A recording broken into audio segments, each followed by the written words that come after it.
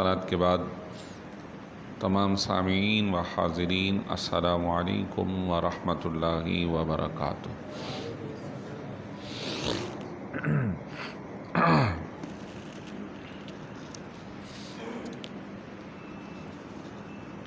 ایک آیت مبارکہ کا کچھ حصہ پڑھنے کا شرف حاصل کیا۔ دعا ہے اللہ رب العالمین سے کہ ہمیں صحیح سماعت کرنے اور عمل کی توفیق عطا فرمائے۔ آیت مبارکہ سورہ آل عمران کی ہے اور ارشاد فرمایا تم لوگ سب سے بہترین امت ہو، تم دوسروں کو نیکی کا حکم دیتے ہو اور برائی سے روکتے ہو۔ سب سے جو پہلا لفظ ہے وہ اس امت کے اعزاز کے لیے کافی ہے۔ امتیں تو اور بھی ہیں، لیکن سرکار نامدار حضور اکرم صلی اللہ تعالی علیہ وسلم کے طفیل اس امت کو بہترین امت کہا گیا۔ اچھے لفظوں میں بیان فرمایا گیا کہ تم بہترین امت ہو، ساری امتوں میں بہتر۔ یقیناً جو شخص مرتبے میں جتنا زائد ہوگا اس کی ذمہ داری بھی اتنی ہی زیادہ ہوگی۔ اس آیت میں اس امت کو فضیلت دی گئی دیگر امتوں پر، تو جہاں کوئی شخص کسی شرف اور مقام اور فضیلت اور عہدے کا حقدار بنتا ہے، وہیں پر اس کی ذمہ داری بھی اس کے ساتھ ہی عائد ہوتی ہے۔ لہذا ذمہ داری آگے فوراً ارشاد فرمائی گئی، تأمرون بالمعروف وتنہون عن المنکر۔ تمہاری ذمہ داری یہ ہے کہ تم نیکی کا حکم دو گے اور برائی سے روکو گے۔ اس آیت کے پیش نظر ہر شخص اس بات کا پابند ہے نہ صرف خود برائیوں سے رکے بلکہ دوسروں کو بھی روکے،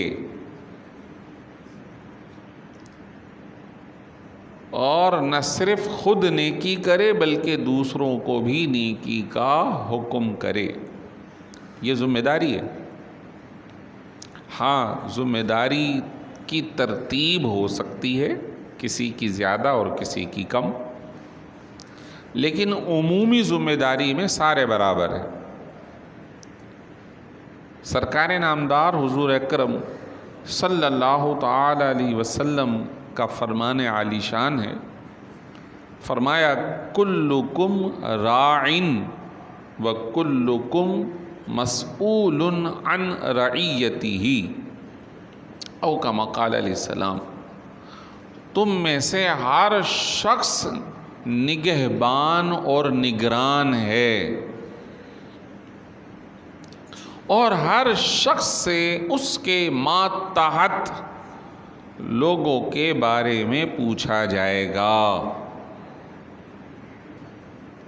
مطلب ہم یہ سنتے ہیں، بولتے ہیں کہ یار حکمران یوں، فلاں نے یوں کیا، فلاں نے یوں کیا، یعنی اس بات کا اظہار کرتے ہیں کہ فلاں ذمہ دار نے اپنی ذمہ داری ادا نہیں کی۔ تو ہم حکومت کے ذمہ داروں کے بارے میں سنتے ہیں، جبکہ اسلامی جو نقطہ نظر حضور اکرم صلی اللہ علیہ وسلم نے ارشاد فرمایا وہ یہ ہے کہ تم میں سے ہر ایک ذمہ دار ہے، تم میں سے ہر ایک ذمہ دار ہے، اور جو ذمہ داری تمہیں سونپی گئی ہے کل اس کے بارے میں تم سے سوال ہوگا۔ پھر آگے چل کے ارشاد فرمایا کہ خادم اپنے آقا کے مال پر ذمہ دار ہے، کل اس سے پوچھ گچھ ہوگی، اور بیوی اپنے شوہر کے مال کی ذمہ دار ہے، کل اس سے بھی پوچھ گچھ ہوگی کہ تم نے شوہر کے مال میں کہیں بغیر اجازت تصرف تو نہیں کیا۔ یعنی اتنی نچلی سطح تک بیان کیا گیا۔ تو حکمران، پھر گھر کا بڑا، خاندان کا بڑا، قبیلے کا بڑا، یہ ذمہ داریاں اپنے اپنے تناظر میں تقسیم ہو رہی ہیں۔ تو تم بہترین لوگ ہو، لیکن ذمہ داری یہ ہے کہ تم میں سے ہر فرد خود بھی نیکی کرے اور دوسروں کو بھی کہے، خود بھی برائیوں سے بچے اور دوسروں کو بھی بچانے کی کوشش کرے۔ سب سے پہلے تو اپنی آپ پر ہم نے اپنا محاسبہ، جیسے پچھلے جمعے بھی سنا تھا، کرنا ہے، کیونکہ وہاں پوچھ گچھ ہو اس سے پہلے خود پوچھ گچھ کرو اپنی کہ تم کیا کر رہے ہو۔ ایک رات بھی اگر اپنا حساب کتاب شروع کیا تو خود ہی آئیڈیا ہو جائے گا کہ پورا دن ہم نے کیا کیا۔ اور بہرحال اقرأ کتابک کفی بنفسک اليوم علیک حسیبا، اپنا صبح سے شام کا روز نامچہ خود پڑھو، اور حساب کتاب کا نتیجہ بتانے کے لیے تم خود کافی ہوگے۔ خود بتا دو تمہارا ٹھکانہ کیا ہے۔ یہ قرآن کہہ رہا ہے اس بندے کو یہ روز نامچہ، اس کے روزانہ کی روٹین اس کے ہاتھ میں رکھ دی جائے گی۔ ڈیلی روٹین آپ نے کیا کام کیا آپ پڑھو اور فیصلہ کرو۔ تو یقیناً ایک بہت بڑا معاملہ ہے جو کہ درپیش ہر فرد کو ہونا ہے، کوئی چھوٹا نہ بڑا، کوئی امیر نہ غریب، ہر ایک فرد کو اپنی اپنی کیپیسٹی کے اندر، اپنے اپنے معاملات کے اندر، دائرے کے اندر اس کو اس چیز کا سامنا کرنا پڑے گا۔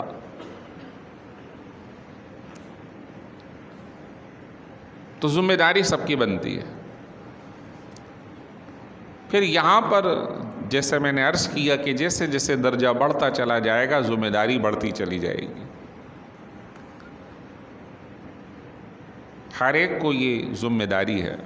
سرکار نامدار صلی اللہ علیہ وسلم ساری امت کے بڑے ہیں، تو آپ کی ذمہ داری بھی اتنی بڑی تھی، اور آپ نے اس کے اندر بھرپور کوشش فرمائی،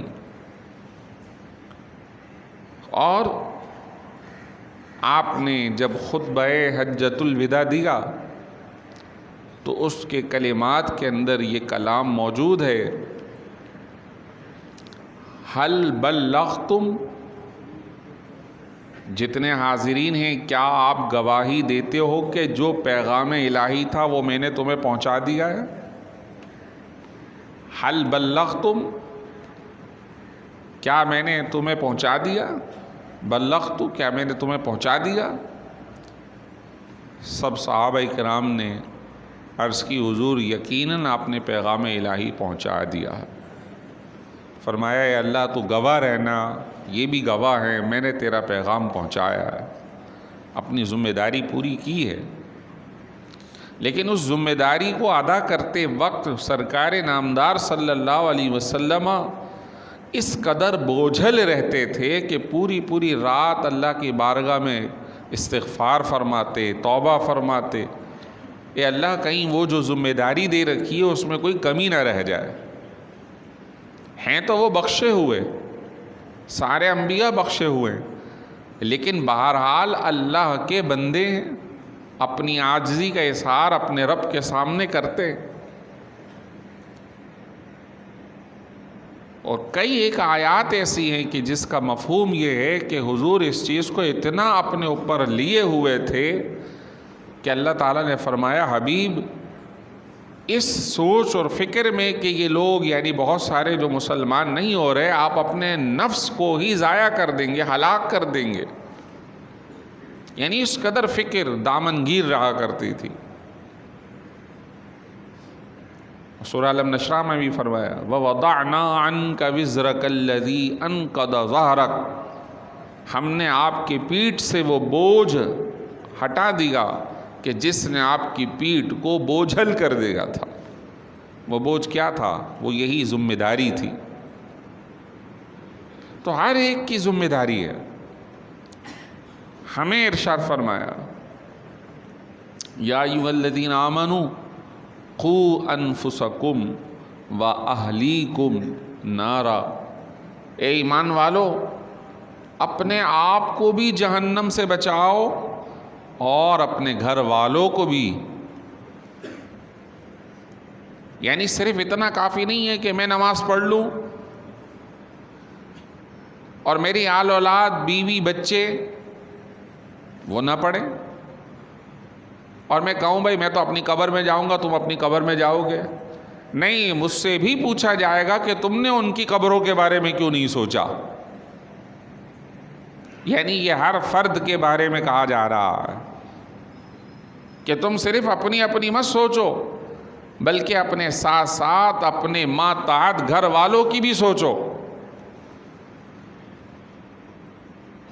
ہر باپ، ہر بھائی، ہر بیٹا محنت مزدوری کر رہا ہے کہ اس کے ذریعے جو آمدن ہوگی سہولت اہل خانہ کو فراہم کی جائے گی، انہیں کوئی تکلیف نہ رہے، ان کی سہولت ان کے پاس رہے، تعلیم ہو، تربیت ہو، گاڑی کی، کپڑوں کی، کھانے پینے کی جو بھی ضروریات ہیں وہ پوری ہوں۔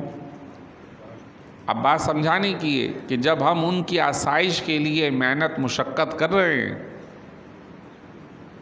لیکن یہ ساری محنت مشقت صرف دنیا کے لیے، جبکہ یہ 4 دن کی زندگی ہے، مرنا ہم نے بھی ہے، مرنا انہوں نے بھی ہے۔ یہ سہولیات ہمیشہ تو نہیں رہیں گے، آگے کا وقت کیا ہے یہ اللہ جانتا ہے۔ تو جس طرح ہم دنیا کو خوبصورت بنانے کے لیے ان کے لیے محنتیں کر رہے ہیں، کوششیں کر رہے ہیں، تو ان کی قبر کو خوبصورت بنانے کے لیے بھی محنت کرنا، کوشش کرنا، یہ ہماری ذمہ داری ہے، یہ ہماری ذمہ داری ہے۔ لہٰذا اپنی آل اولاد کو قرآن پڑھاؤ، دینداری سکھاؤ، حرام حلال کی تمیز سکھاؤ، یہ ساری ہماری ذمہ داری ہے۔ ہم خود بھی سیکھیں اور اپنے گھر والوں کو بھی سکھائیں۔ اب دوسرا اور ایک اسٹیپ آگے بڑھیے، اچھے سے اچھے بچوں کی اسکولنگ کرانے کی کوشش ہم کر رہے ہیں، اچھی بات ہے کہ کسی بھی جگہ پر ہمارے ماتحت اپنے آپ میں کمزوری محسوس نہ کرے، لیکن کیا یہ مقابلہ صرف دنیا داری کا ہے؟ دینداری کا کیوں نہیں ہے؟ ایسے بھی کئی لوگ ہیں کہ جو اپنے سرپرستوں کے لیے 4 کلمات قرآن کے پڑھ کر ایصال ثواب نہیں کر سکتے۔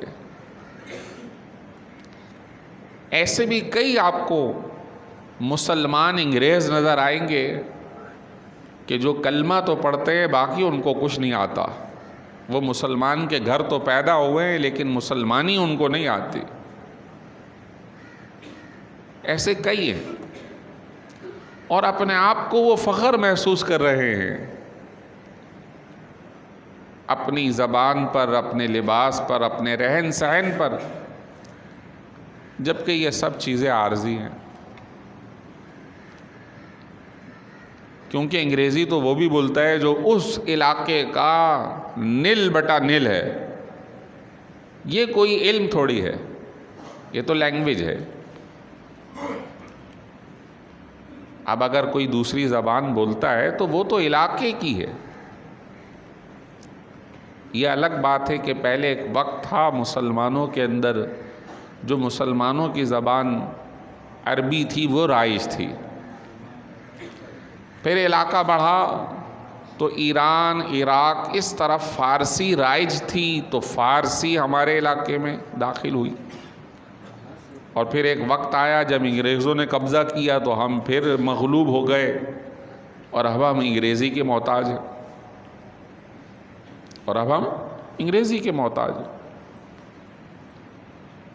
حالانکہ دو لفظ کہنے ہوتے ہیں، دو بات کہنی ہوتی ہے، سیدھے سادے ہو سکتا ہے، لیکن بس محتاج ہیں۔ عدالت فیصلہ دے چکی، اس کے باوجود بھی محتاج ہے، نہیں جناب ہوگا تو اسی میں ہوگا۔ اب اس وجہ سے کوئی بھی ایک بندہ مجبور وہ اپنا کیس خود نہیں لڑ سکتا، اس کو کسی ایسے کی ضرورت ہے جو کہ وہ زبان جانتا ہو۔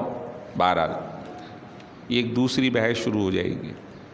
بتانا مقصود یہ ہے کہ ہمیں صرف اس کی دنیا کو خوبصورت نہیں بنانا بلکہ اس کے آخرت کو خوبصورت بنانے کی بھی کوشش کرنی ہے، یہ ہماری ذمہ داری ہے۔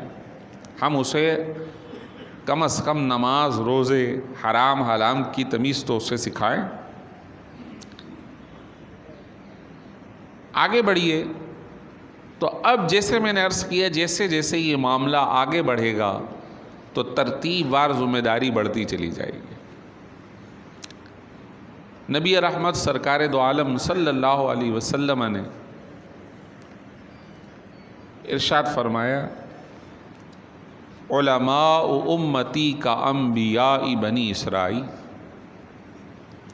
میری امت کے جو علماء ہیں وہ بنی اسرائیل کے انبیاء کی طرح، مطلب ہرگز یہ نہیں کہ وہ نبی ہیں، یہ مشابہت ہے، اور مشابہت کا مطلب ایک چیز دوسرے کی طرح ٹوٹلی نہیں ہوتی، مکمل نہیں ہوتی، کسی ایک وصف میں دوسرے کی طرح ہوتی ہے۔ جسے کہتے ہیں کہ زید شیر کی طرح ہے، جیسے حضرت علی المرتضیٰ کرم اللہ وجہ الکریم کو کہا جاتا ہے اسد اللہ، اللہ کے شیر۔ اب شیر تو ایک جانور ہے جس کی دم بھی ہے جو کہ چیر پھاڑ کر کے جانور کھاتا ہے، مراد یہ نہیں ہوتا، مراد ہے اس کا وہ بہادری کا وصف کہ وہ اپنے جیسے اور اپنے سے بڑے جانوروں سے بھی گھبراتا نہیں ہے۔ تو یہ بہادری اور شجاعت اور دلیری اللہ تعالیٰ نے حضرت علی المرتضیٰ کرم اللہ وجہ الکریم کو خوب عطا فرمائی۔ تو اسی طرح علماء انبیاء علیہم السلام کی طرح ہیں، مراد کسی ایک وصف میں، اور وہ وصف یہ ہے کہ جس طرح بنی اسرائیل کے اندر مختلف جگہوں پر انبیاء علیہم السلام تشریف لاتے اور لوگوں کو دین حق کی تعلیم دیتے تھے، انہیں برائیوں سے روکتے تھے، انہیں منع کرتے تھے، اور بنی اسرائیل یعنی یہودی قوم ان انبیاء علیہم السلام کے مخالف ہوئی، اور قرآن نے کہا ہے کہ یقتلون النبیین بغیر حق، سورہ آل عمران میں، وہ اس قدر مخالف ہو گئے تھے، انہوں نے انبیاء علیہ السلام کو شہید کیا۔ تفسیر میں آتا ہے ایک ہی رات میں منصوبہ بنا کر مختلف علاقوں میں 70 انبیاء علیہ السلام کو شہید کیا گیا، قتل کر دیا یہودیوں نے، کہ یہ ہمیں ہمارے برے کام سے روکتے کیوں ہیں۔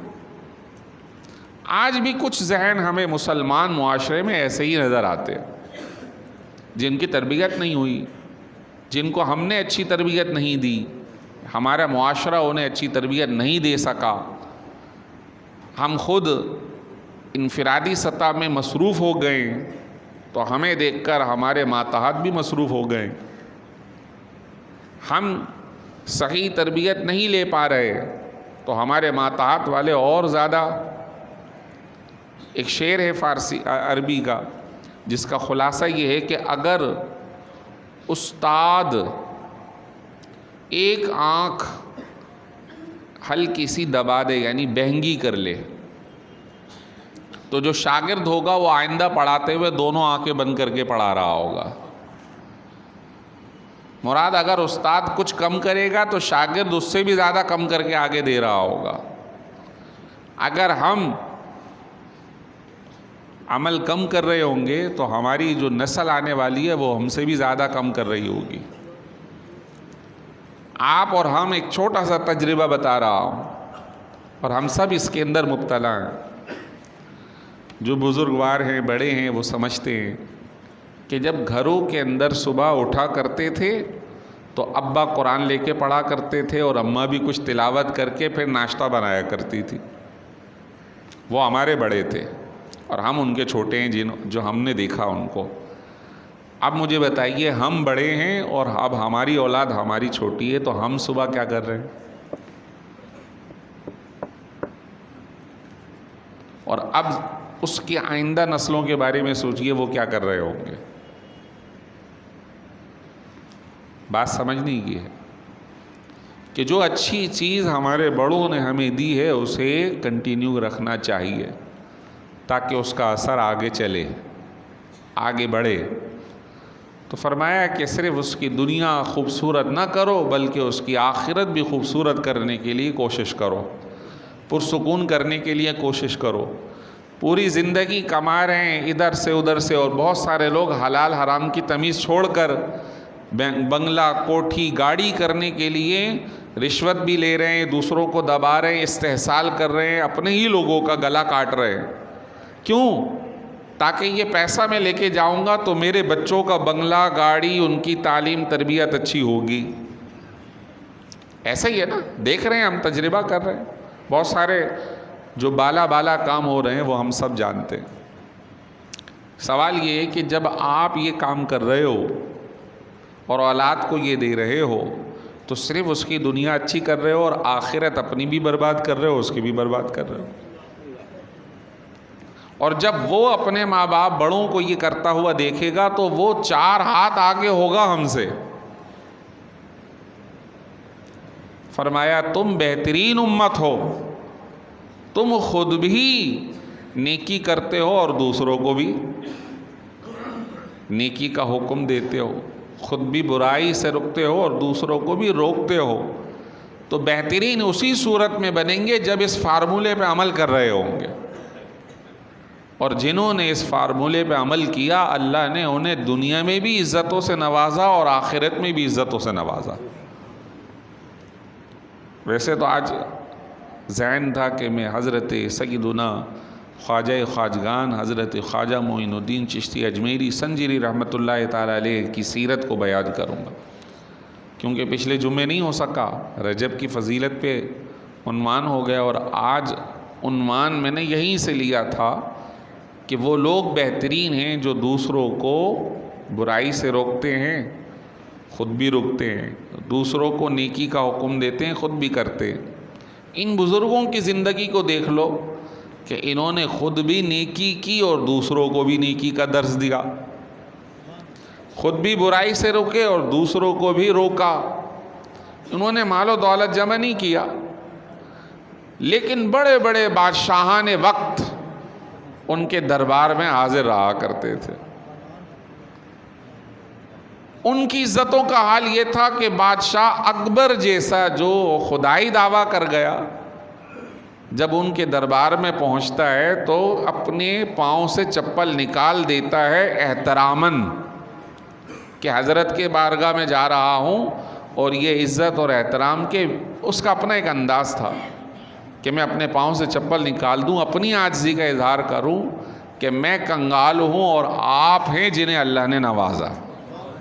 لیکن بظاہر انہوں نے تو کسی کو نہیں لوٹا، کسی سے پیسے نہیں لیے، کسی سے گاڑی کوٹھی نہیں کری، کوئی اپنا بینک بیلنس نہیں بنایا، کسی کو تنگ نہیں کیا. انہوں نے جو کام کیا وہ ایک ہی تھا، امر بالمعروف و نہی عن المنکر. محبت سے نوازتے رہے، جو آیا اسے نوازتے رہے، اپنے پرائے کا خیال کیے بغیر خوب کھلایا، خوب پلایا، جو آ گیا اس کی حاجت پوری کر دی. تو فرمان رسول ہے ما کان العبد فی عون اخی واللہ فی عون العبد ما کان العبد فی عون اخی. جب تک بندہ اپنے کسی بھائی کی مدد کرتا رہتا ہے تو اللہ بھی اس کی مدد فرماتا رہتا ہے.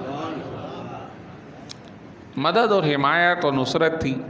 آج تک لوگ ان کے نام کا کھا رہے ہیں، آج تک کھا رہے ہیں۔ وہ کتنی بڑی دیگ ہے، پک بھی رہا ہے، کھا بھی رہے ہیں۔ بتانا مقصود یہ ہے کہ یہ کام اس امت کا اعزاز ہے، اس کو چھوڑنا نہیں ہے۔ کوئی یہ نہ سوچے کہ جناب میں تو کچھ نہیں کر سکتا۔ آپ کچھ نہیں کر سکتے، اپنے اوپر والوں کو نہیں کر سکتے، ماتحت کو تو کر سکتے ہو، اپنی بیوی کو تو نماز پڑھنے کا کہہ سکتے ہو، اپنے بچوں کو جہاں کھانا دیتے ہو اس کو یہ ذمہ داری تو لگا سکتے ہو کہ کھانا اس وقت ملے گا جب ظہر کی نماز پڑھو گے۔ جب بھوک لگے گی تو خود ہی مصلی پہ کھڑا ہو جائے گا۔ سرکار نے فرمایا ہے نا کہ 7 سال کا ہو تو نماز پڑھنے کا حکم دو، نہ پڑھے تو 10 سال میں اس کی پٹائی لگاؤ، نماز پڑھ۔ ہے نا ذمہ داری دی ہوئی ہے۔ تو اگرچہ ہمارا حکم ہم سے اوپر والوں کو نہیں چلتا تو نیچے والے پہ تو چل سکتا ہے، لیکن ہم اندھے بہرے گونگے بنے ہوئے اور اپنی ذمہ داری سے منہ چرا رہے ہیں، آنکھیں بند کیے ہوئے۔ اگر ہم سب اپنی ذمہ داری ادا کریں امت مسلمہ ہونے کے ناطے، کسی اور کی تو قبر میں جا کے سوال کا جواب نہیں دیں گے، لیکن اپنی قبر کے سوال کا جواب اس کی تو تیاری ہو جائے گی نا۔ اللہ تعالیٰ اس میں بھی کامیاب کر دے تو یہ بھی بہت بڑی بات ہے۔ اللہ تعالیٰ ہم سب کو اپنی ذمہ داری ادا کرنے کی توفیق عطا فرمائے۔ وآخر دعوانا ان الحمد للہ رب العالمین۔